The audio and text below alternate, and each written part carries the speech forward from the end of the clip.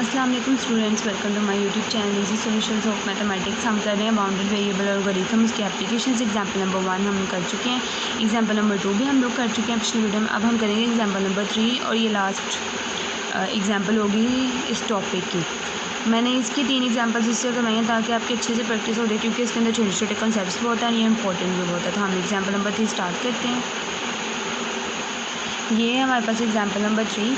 इससे पहले अगर आप लोगों ने मेरा चैनल सब्सक्राइब नहीं किया तो प्लीज़ मेरे चैनल पर सब्सक्राइब करें और मेरी वीडियो को लाइक भी कर दें। और अगर आपने इससे पहले वाली वीडियोस नहीं देखी तो वो भी एक दफ़ा देख लें। एल्गोरिथम की वीडियो भी है वो भी देख लें, और एग्जाम्पल नंबर 1 भी मैंने काफ़ी डिटेल में करवाई हुई है, वो भी देख लें आप। तो एग्जाम्पल नंबर 2, क्योंकि इसकी सारी एग्जाम्पल्स एक तरह से नहीं होती और एक एग्जाम्पल से हम लोग सारे कॉन्सेप्ट्स भी नहीं कवर कर सकते, तो इसलिए मैंने 3 करवाई हैं। तो ज़रूर आप प्रैक्टिस कीजिएगा सबकी। Solve the following LP model by bounded variable algorithm. ये वाला हमारा एलपी मॉडल है। देख के पता चल रहा है कि वेरिएबल्स को बाउंड किया हुआ है। 3 बेसिक वेरिएबल्स हैं और सबको बाउंड किया हुआ है। हमारे पास बाउंडेड वेरिएबल एल्गोरिथम है, ना भी बताएं तो सबसे पहले हम इसको स्टैंडर्ड फॉर्म में कन्वर्ट करेंगे। दोनों लेस में है। पिछली जो एग्जांपल मैंने आपको करवाई थी उसमें एक बड़ा था तो हमने एम मेथड यूज़ किया था, तो दोनों लेस में तो सिंपलेक्स मेथड ही होगा इसमें, यानी सिंपल मेथड यूज़ होगा। x4 basic variable, x5 basic variables, और ये हमारे पास सारी वैल्यूज़ जो हैं वो 0 से स्टार्ट हो रही हैं। अगर 0 से स्टार्ट ना हो तो क्या करना है वो भी हम लोग पहले कर चुके हैं। अब हम लोगों ने क्या करना है, फॉर इनिशियल सोल्यूशन हम लोग बेसिक वेरिएबल्स को पुट कर देते हैं। तो हमारा x4 जब वो 14, x5 हमारा 23 आ जाएगा। ये सारी छोटी छोटी चीज़ें हैं, ये नाम लिखें तो कोई ज़रूरत नहीं है इनकी। तो जो हमारा फर्स्ट इनिशियल टेबल जो है हमारा स्टैंडर्ड एलपी प्रॉब्लम से बना है हमारा, वो ये है। उसके बाद हम लोग क्या करते हैं, सबसे पहले हम लोग मोस्ट नेगेटिव वैल्यू उठाते हैं। मोस्ट नेगेटिव वैल्यू हम लोगों ने सिलेक्ट कर ली। उसके बाद जो हम पीछे बेसिक नॉन बेसिक वेरिएबल्स यानी जी को छोड़ के जो वैल्यूज़ होती हैं हम उनको देखते हैं और उन्हीं की रेशो लेते हैं हमेशा से। उनकी रेशो हम सोल्यूशन के साथ उनकी रेशो ले लेंगे। उसके बाद हम लोग क्या करते हैं, हम लोग थीटा 1 निकालते हैं जो कि मिनिमम ऑफ ऑल रेशोज़ जो हम सेलेक्ट कर सकते हैं उनकी रेशोज़ का लिया हमने थीटा 1 जो कि 23/4 है। उसके बाद हम लोग क्या करते हैं, हमने जो कॉलम सेलेक्ट किया है उसके आगे हम लोग देते हैं वैल्यूज़।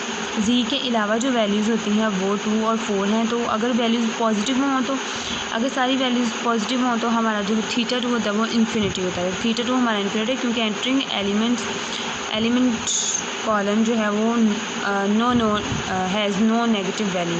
तो ये मैंने अपने लफ्ज़ों में लिख दिया, आपको लिखने की कोई ज़रूरत नहीं है, आप लोग सिर्फ इन्फिनिटी कर दें सीधा। उसके बाद हमारा जो एंटरिंग वेरिएबल होता है उसके रिस्पेक्ट से हम लोग उसकी अपर बाउंड उठाते हैं। u2 की अपर बाउंड हमारे पास क्या गिवन है, u2 की अपर बाउंड हमारे पास क्या है 5 है। तो हम लोग u2 = 5 कर लेंगे। उसके बाद हम थीटा निकालते हैं, मिनिमम ऑफ थीटा 1, 2 एंड 3। तो इन तीनों में से किसी एक इक्वल आता है तो थीटा हमारे पास आएगा u2 के इक्वल। मिनिमम ऑफ 23/4 थीटा 2 हमारे पास इन्फिनिटी है एंड थीटा 3 हमारे पास 5 है। तो इसमें से मिनिमम जो है वो हमारे पास 5 आएगा। तो अगर थीटा = u2 आ जाए so current basic solution remains unchange as x2 is substituted at its upper bound. तो हम लोग सब्सटीट्यूशन करते हैं। u2 अगर थीटा के इक्वल आ जाए इन तीनों में से तो हम लोग सब्सटीट्यूशन करते हैं। तो हम लोग सब्सटीट्यूशन कैसे करते हैं, उस वेरिएबल की अपर बाउंड में से उसके डैश को माइनस कर देते हैं और जो प्रॉब्लम हमारे पास रिसेंट प्रॉब्लम होती है, रिसेंट टेबल की प्रॉब्लम, उसके अंदर जहाँ पे x2 होता है वहाँ पे हम x2 डैश को सब्सटीट्यूट कर देते हैं, यानी x2 को 5 - x2 डैश सब्सटीट्यूट करते हैं। ये सब्सटीट्यूशन करेंगे हम। टेबल से हमने प्रॉब्लम की फॉर्म में लिख दिया क्योंकि अभी तो स्टार्ट है। जहाँ जहाँ पे हमारे पास x2 है वहाँ पे हमने x2 डैश को पुट कर लिया है।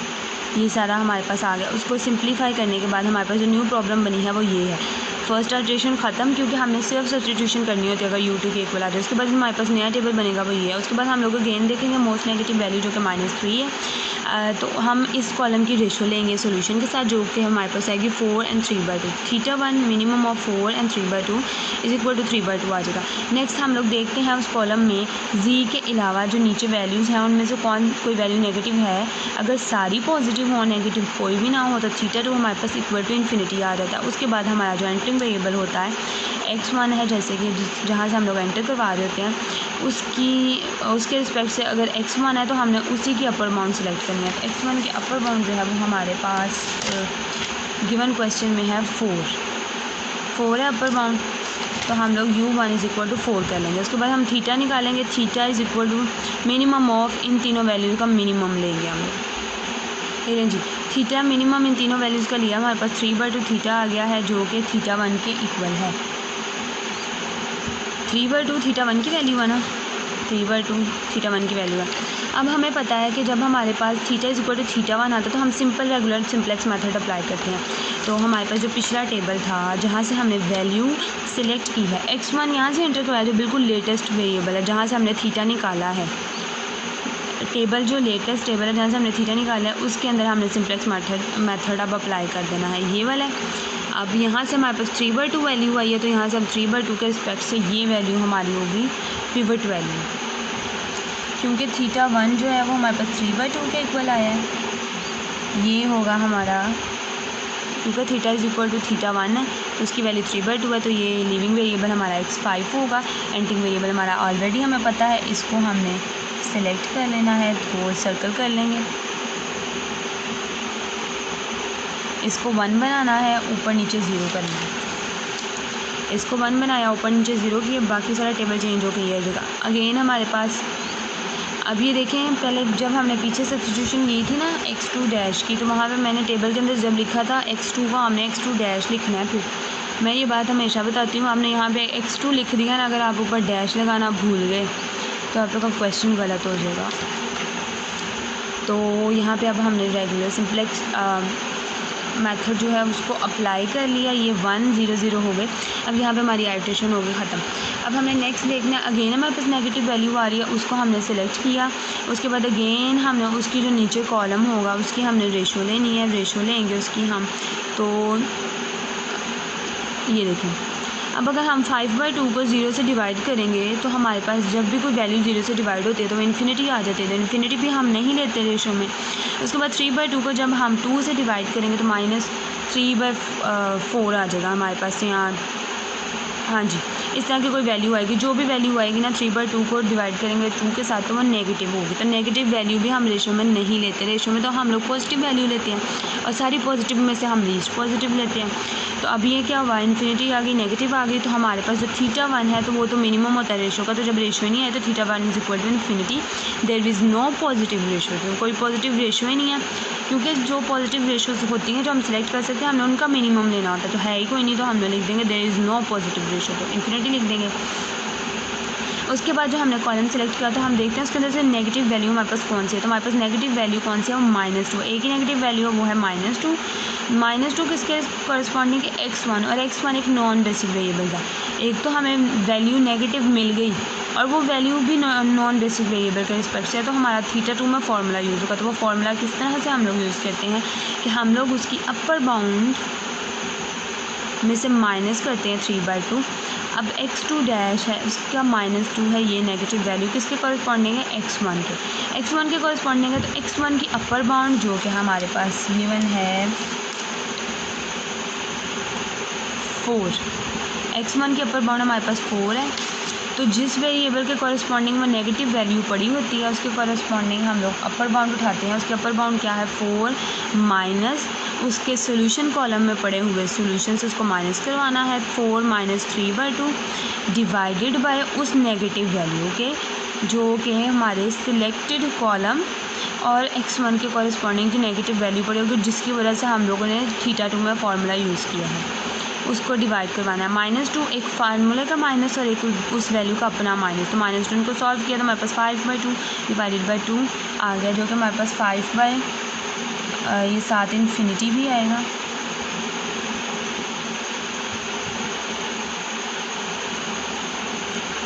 दोबारा से देख लें, नेगेटिव वैल्यू जिस नॉन बेसिक वेरिएबल को कॉरस्पॉन्डिंग होगी उसकी अपर बाउंड में से हमने उसके सॉल्यूशन में पड़ी हुई वैल्यू को माइनस करवाना है और डिवाइड करवाना है इस वैल्यू के माइनस के साथ, माइनस इंटू वो वाली वैल्यू। उसके बाद सॉल्व करेंगे तो वो 5/4 आ जाएगा हमारे पास। उसके बाद हम लोगों ने क्या करना है, जो हमारे पास सिलेक्ट कॉलम जो पिवट कॉलम होता है वो x2 डैश है, जो हमने सेलेक्ट किया हुआ x2 डैश के रिस्पेक्ट से हमने उसकी अपर बाउंड उठानी है। x2 डैश की अपर बाउंड है तो u2 डैश होगी, लेकिन वैल्यू वही सेम रहेगी जो हमारे पास अपर बाउंड x2 की थी, जो कि हमारे पास 5 थी। x2 डैश की भी 5 ही रहेगी हमारे पास। x2 डैश की अपर बाउंड u2 डैश लिखेंगे ताकि हमें पता होगा हमने x2 डैश के लिए है वो 5 है। थीटा इनके सबके मिनिमम के बराबर होता है, θ1 इन्फिनिटी है। थीटा 2 5/4 है, थीटा u2 डैश जो है वो 5 है हमारे पास, तो ये आ जाएगा 5/2 जो कि थीटा 2 के इक्वल है। तो थीटा 2 के अगर इक्वल हमारा थीटा आ जाए तो हम पहले रेगुलर सिम्प्लेक्स मेथड यूज़ करते हैं, देन हम लोग उसके ऊपर सब्स्टिट्यूशन करते हैं। तो सबसे पहले हमारा लेटेस्ट टेबल है वो ये है, इसके ऊपर हम लोग पहले यूज़ करेंगे रेगुलर सिम्प्लेक्स मेथड। और उसका असूल क्या होता है मैंने आपको बताया, जिस नेगेटिव वैल्यू की वजह से थीटा 2 में फार्मूला लगा है। अब x1 था, x1 के कॉरस्पॉन्डिंग ये नेगेटिव वैल्यू थी, इसकी वजह से हमारा फार्मूला यूज़ हुआ है ना, तो हमने रेशो को तो देखना ही नहीं है बिल्कुल, हमने इस वैल्यू को कर लेना है सिलेक्ट, जो कि नेगेटिव वैल्यू है जिसकी वजह से थीटा 2 में लगा है फार्मूला, उसको हमने 1 बनाना है, ऊपर हमने बनाने हैं 0। एक 0 ऑलरेडी बना हुआ है, सिर्फ हमने इसको 0 बनाना है। पहले इसको 1 बनाना है और फिर इसको 0 बनाना है, रो कॉलम ऑपरेशन लगा के देन हमने सब्स्टिट्यूशन करना है। पहले हम लोग रेगुलर सिम्प्लेक्स मेथड अप्लाई करेंगे, 1 बना दिया, इसको बनाया 1, ऊपर ये वाला वैसे ही रहा क्योंकि ऑलरेडी 0 था, इसको भी 0 कर दिया। ये हो गया हमारा रेगुलर सिम्प्लेक्स मेथड। ये मैंने लिख दिया first apply regular simplex method and then substitute leaving variable x1 by 4 minus x1 dash. पिछली प्रॉब्लम में भी हम लोगों ने ये काम किया था कि हम लोगों ने पहले उस वेरिएबल जो हमने किया है सेलेक्ट नेगेटिव वैल्यू, उसको 1 बना के ऊपर नीचे 0 करना है। अब जिसके कॉरस्पॉन्डिंग वो होगी वो x1 की है ना, तो x1 क्या है, ये एंटर होगा, ये तो लीव हो जाएगा ना x1, तो x1 हमारा लिविंग वेरिएबल हुआ ना, तो अब हम x1 को ही सब्स्टिट्यूट करेंगे। जो लिविंग वेरिएबल होगा उसकी सब्स्टिट्यूशन करेंगे। और सब्स्टिट्यूशन का असूल क्या होता है हमारे पास, प्रॉब्लम में जो हम सब्स्टिट्यूशन करते हैं वो हमारे पास होती है लिविंग वेरिएबल, यानी कि जिस वेरिएबल के रिस्पेक्ट से हमने करनी है थीटा 2 के इक्वल आता है, तो पहले हम लोग सिम्प्लेक्स मेथड अप्लाई करते हैं, देन हम लोग उसके अंदर सब्स्टिट्यूशन करते हैं लिविंग वेरिएबल के रिस्पेक्ट से। तो लिविंग वेरिएबल x1 है, तो हम क्या करते हैं उसकी अपर बाउंड में से उसी का डैश माइनस करवा देते हैं। प्रॉब्लम के अंदर हम लोगों ने जो ये वाली प्रॉब्लम, पहले सिम्प्लेक्स मेथड अप्लाई करना है। सिम्प्लेक्स मेथड अप्लाई करने के बाद जो हमारे पास बनेगा ना सोल्यूशन, जो हमारे पास टेबल बनेगा, उसी के अंदर हम लोगों ने, इसी टेबल के अंदर हम लोगों ने जहाँ जहाँ पे x1 है वहाँ पे हमने उसकी सब्स्टिट्यूशन कर देनी है 4 माइनस x1 डैश। अब यहाँ पे देखिए z माइनस 1/2, इसी तरह लिखते हैं ना z को, z माइनस 1/2 इंटू x1 आना था, यहाँ पे x1 की जगह पे इसकी वैल्यू आ गई। x2 तो आना ही नहीं है, उसके बाद आना है प्लस 3/4 इंटू x3, तो plus 3/4 into x3 plus 5/4 into x5 ये आ गया, और equal to 115 divided by 4 solution की वैल्यू आ गई।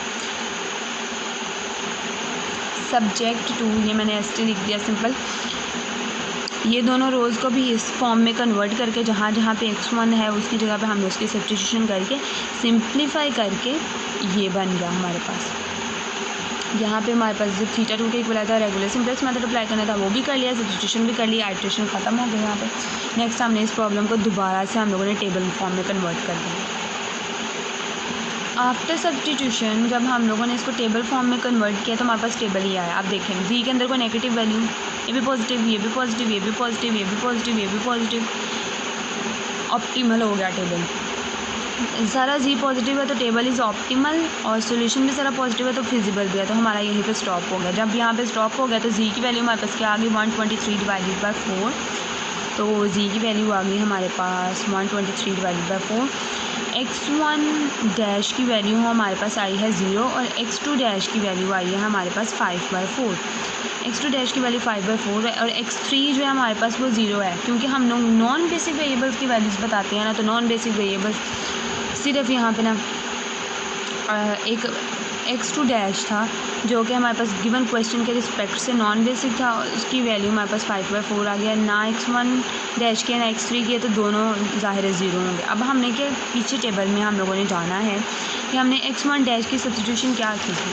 हमने x1 डैश की सब्स्टिट्यूशन की थी 4 minus x1 dash, sorry x1 की सब्स्टिट्यूशन की थी 4 माइनस x1 डैश, और यहाँ से अगर हम x1 डैश की वैल्यू निकालें तो वो आएगी x1 dash is equal to 4 minus x1। तो यहाँ पे हमने वहाँ से उसकी वैल्यू निकाली, x1 डैश की वैल्यू वहाँ से अगर हम लोग निकालें तो वो आएगी 4 माइनस, यहाँ से x1 डैश आएगा 4 माइनस x1, तो यहाँ पे 4 माइनस x1 यहाँ पे पुट किया, इक्वल टू 0 है, तो 0 के इक्वल रखा, यहाँ से x1 की वैल्यू हमारे पास 4 आ गई। इसी तरह x2 डैश हमारे पास था 5 माइनस x2, यानी हमने क्वेश्चन की स्टार्टिंग में हमने x2 की सब्स्टिट्यूशन ऐसे की थी, तो تو اگر یہاں سے ہم x2 ڈیش کی ویلیو نکالیں تو وہ ہمارے پاس کیا آئے گی 5 مائنس کیا آئے گا x2. تو x2 ڈیش کی ویلیو آئے گی 5 مائنس x2. اور اگر اب ہم گیون کویشچن کی طرف چلیں تو یہاں پہ x2 کی جگہ پہ اگر ہم اس کی ویلیو پٹ کر دیں 5 مائنس x2 تو ایکول ٹو آئے گی 5/4. یہاں سے ہمارے پاس x2 کی ویلیو یہ آ گئی. اب کیونکہ گیون کویشچن ہمارے پاس x1 x2 x3 کی فارم میں تھا, آنسرز ہمارے پاس ڈیشز کی فارم میں آئے تھے, ہمیں اس کو سمپل فارم میں کنورٹ کرنا ہے. جس طرح ہمیں کویشچن دیا گیا ہے ہم نے آنسرز بھی اسی طرح دینے. اب ہمارے پاس زی کی ویلیوز بھی آ گئی, تو نان بیسک ویریبلس کی ویلیوز بھی آ گئی. تو گیون زی کے اندر اگر ہم لوگ ویلیوز پٹ کر دیں تو یہ ہو جائے گی ہماری ویریفیکیشن. دونوں ایکول آ گئے ایک دوسرے کے, left hand side is equal to right hand side. تو ہمیں پتہ چل گیا ہمارا کویشچن ٹھیک ہے بالکل, اس میں کوئی مسٹیک نہیں ہے. یہ پارٹ جو ہے یہ آپ کی اپنی آسانی کے لیے اور آپ کا اپنا دیکھنے کے لیے کہ آپ کا کویشچن ٹھیک ہے کہ غلط ہے. امید ہے آپ لوگوں کو سمجھ آئی ہوگی ویڈیو کی. اگر کوئی کویشچن ہے تو آپ کمنٹ سیکشن میں مجھ سے پوچھ سکتے ہیں. ویڈیو پسند آئی ہے تو پلیز لائک کریں, میرے چینل کو سبسکرائب کریں تاکہ نئی ویڈیو کے نوٹیفیکیشنز آپ لوگوں کو مل سکیں. Thank you so much.